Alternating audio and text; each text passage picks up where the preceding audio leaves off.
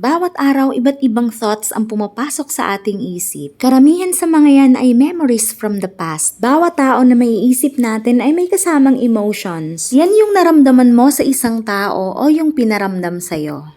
Baka nga kinikilig ka pa dyan. Kaya lang, paano kung hindi kilig ang ipinaramdam niya sa'yo? Oops, wait lang, hindi nga pala relationship advice ang focus natin dito sa vlog ko na to. Huwag muna nating pakialaman ng mga bagay na ganyan. Babalik tayo sa emotions na hindi lang sa tao kundi sa mga bagay, lugar, hayop, or situation na natapos na. Isa sa mga gawain ng ating brain ang mag-recall ng mga past experiences. Paano kung ang palagi niyang naiisip ay yung mga hindi magagandang nangyari? Diyan na papasok yung tanong na sa anong panahon mo gustong i-invest ang energy, thoughts and emotions mo. Sa past na tapos na at hindi mo na mababago, sa present na nararanasan mo ngayon at ikaw ang may control, o sa future na napaka-unpredictable pero kaya mong harapin. Tara na at samahan niyo ulit kaming maghanap ng magandang ilog dito lang sa Norsagaray, Bulacan. Una nga kaming napadpad dito sa resort na parang dinedevelop pa lang. Uy, sana all na de-develop, no? Di ka na bumaba muna tayo ba kasi ibang develop na naman ang maisip mo. Pagdating nga namin dito, bumungad sa amin ang maraming bato na may konting ilog. Hala, paano na kaya tayo magsiswimming niyan? Mukhang kailangan na natin maghanap ng iba.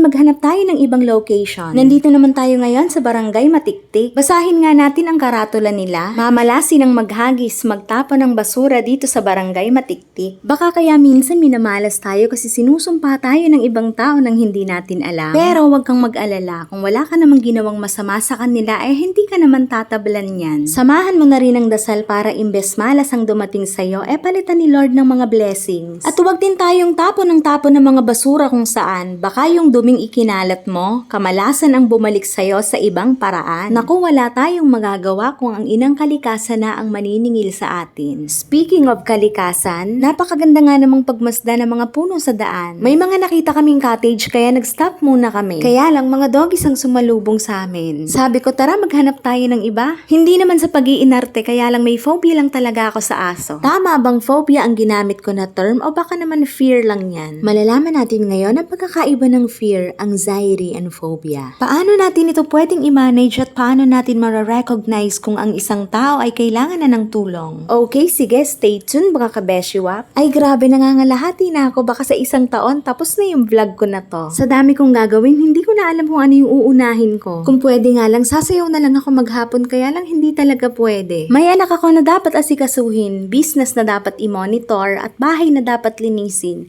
Buti nga naisisingit ko pa yung pagre-reels at pagbablog kahit medyo natatagalan ng kaunti mag-upload. Gusto ko ngang parang i-music video na lang yung mga gala namin. Pero hindi gusto ko talaga yung may substance o kaya yung may sustansya o laman yung gagawin kong vlog. Kumbaga sa pagkain, hindi pwedeng puro sabaw ang ihain natin. Hindi lang kasi katawan ang dapat na pinalulusog natin. Kaya bago ko simulan ng pag-VO, talagang pinag-aaralan ko muna yung topic na gagawin ko. Gusto ko nga palang magpasalamat ulit sa mga taong nanonood at tinatapos talaga yung mga long videos ko. Dahil po sa inyo, hindi po sayang ang effort at pagod ko. Sana nag-enjoy at may natututunan din po kayo. At para naman dun sa mga ayaw manood, wish ko lang na sana masarap lagi ang ulam nyo. Kami kasi masarap ang ulam namin ngayon. Buti na lang pala may mga nag-iikot na nagtitinda ng pagkain. Nakabili kami ng fresh na isda kaya dito na rin kami nag-ihaw. Mas okay talaga yung ganito, yung walang plano-plano pero natutuloy ang gala. Kung mapapansin nyo, napakalinaw nga ng tubig dito. Sa may bandang Bacas River nga pala to guys. Maya-maya nga paalala ng lifeguard na wag pumunta sa malalim yung mga bata. Bigla-bigla na lang daw kasing tumataas ang tubig na nanggagaling sa Angat Dam. Lalo na kapag malakas ang ulan. May mga nakita nga pala kaming shell sa Pampang. Tinitingnan namin kung mabubuhay pa kapag nilagay namin sa tubig. Hindi ko rin kasi sure kung talaga natutulog lang ba sila o nahimatay o talagang wala ng buhay. Naku, ibalik mo na yan, baka maisipan ko pang i-CPR yung mga yan. Mahirap din pala maging maawain. At nandito na nga tayo sa exciting part. Kahit sa may ilog, nakakapulot pa rin tayo ng mga coin. Itago mo na yan, nak. Lucky charm natin yan. Babalik na tayo sa mga tanong na dapat nating sagutin. Ano nga ba ang pagkakaiba ng fear, anxiety, and phobia? Fear is an unpleasant emotion caused by the belief that someone or something is dangerous, likely to cause pain or a threat. In short, ang fear ay isang response or emotion, while anxiety involves worry about a threat that has not yet or may never happen. Ito yung pag-aalala sa mga naiisip nating situation na wala naman talaga talaga tayong kasiguraduhan na mangyayari o maaring hindi naman talaga siya mangyayari. Magbibigay tayo ng example, okay? Halimbawa. O diba example na halimbawa, paano ba talaga? O eto na, kunwari nasa isang parking space ka mag-isa. Kapag nakakaramdam ka ng konting takot o kaba, that's a good thing. Yan ang mag-encourage sa'yo para tingnan at maging aware ka sa paligid mo. Papasok na ngayon si anxiety kapag nag-iisip ka na baka may lumapit sa'yo na masamang tao at hold upin ka o gawan ka ng masama. Kahit wala ka naman talagang nakitang ibang tao. Ano naman ang ibig sabihin ng phobia? Ito naman yung sobrang takot sa isang specific situation,